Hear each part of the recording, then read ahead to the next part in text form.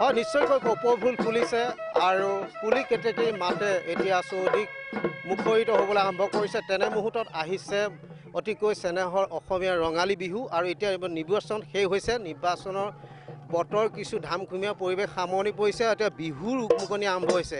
মই এই মুহূৰ্তত দেখুৱাইছোঁ গহপুৰৰ হাৱাজানৰ বৰদৈচিলা বিহু দলৰ উদ্যোগত আজি নৱপ্ৰজন্মৰ এইসকল কণ কণ শিশুক উলিয়াই আনিছে আৰু বিহু নৃত্য শিকাই আছে। এক পৰিৱেশ দেখুৱাইছোঁ এই মুহূৰ্তত। প্ৰশিক্ষণৰ আমি মাজলৈ আহিছোঁ পৰিৱেশ এটা দেখাবলৈ।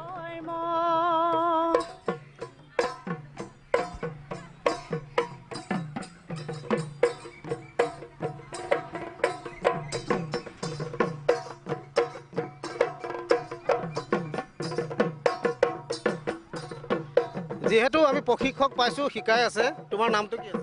নমস্কাৰ, মোৰ নামটো নিজৰা শইকীয়া। প্ৰথমতে মই প্ৰাগ নিউজৰ সকলো কৰ্মকৰ্তালৈ আগন্তুক ৰঙালী বিহুৰ শুভেচ্ছা জ্ঞাপন কৰিছোঁ। আমাৰ বৰদৈচিলা বিহু দলৰ সৌজন্যত 12 দিনীয়া কৰ্মশালাটো অনুষ্ঠিত কৰা হৈছিল। আজি তাৰে 5 দিন হৈছে আৰু অনাগত দিনবোৰত আপোনালোকৰ সহায় সহযোগিতা আমি কামনা কৰিছোঁ। কিমানগৰাকী ছাত্ৰী ওলাই আহিছে শিকিবৰ কাৰণে? হয় 40 গৰাকীমান হ'ব। এতিয়া আজি কম আহিছে, মানে আজি 30 গৰাকীমান হৈছে। আৰু যিহেতু এবাৰ ৰাজ্যত নিৰ্বাচনৰ বতৰ, তাৰ মাজত এতিয়া বিহু আহিছে, এইবাৰ কিমান দেখিছা ছাত্ৰ ছাত্ৰী নাচিবৰ বাবে আগ্ৰহী হৈ? বহুত আগ্ৰহ কৰিছে ল'ৰা ছোৱালীখিনি। আগতকৈ ইয়াৰ যোৱা আগবছৰ মানে যেনেকুৱাখিনি পৰিস্থিতি হ'ল কৰোণাৰ কাৰণে, এইবাৰ ল'ৰা ছোৱালীখিনি বহুত আগ্ৰহ হৈছে মানে নাচিবলৈ। বহুত আগ্ৰহেৰে চেষ্টা কৰিছে তেওঁলোকে। তাৰমানে এইবাৰ বিহুটো ভালদৰে পালন কৰিম বুলি সকলোৱে ভাবিছে। একদম বিহু একদম এবাৰ ভালকৈ পালন কৰিব লাগিব। নিশ্চয় আমি নচা পৰিৱেশ দেখুৱাব বিচাৰিছোঁ।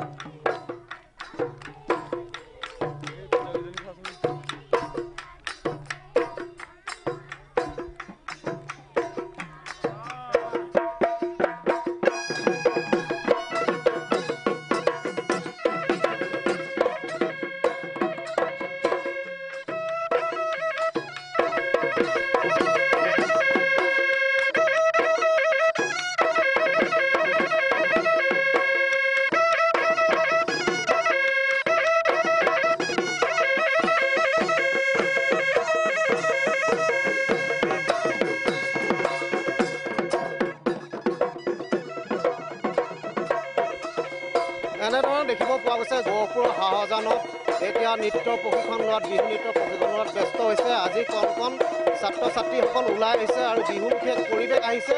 যিহেতু নিৰ্বাচন শেষ হৈছে আৰু আগন্তুক দিনকেইটাত ৰাইজৰ চৌদিশে ঢোলৰ পেঁপাৰ মাতত ৰজন জনাব আৰু যাৰ বাবে এতিয়া প্ৰস্তুতি পাই সম্পূৰ্ণ হৈ উঠিছে।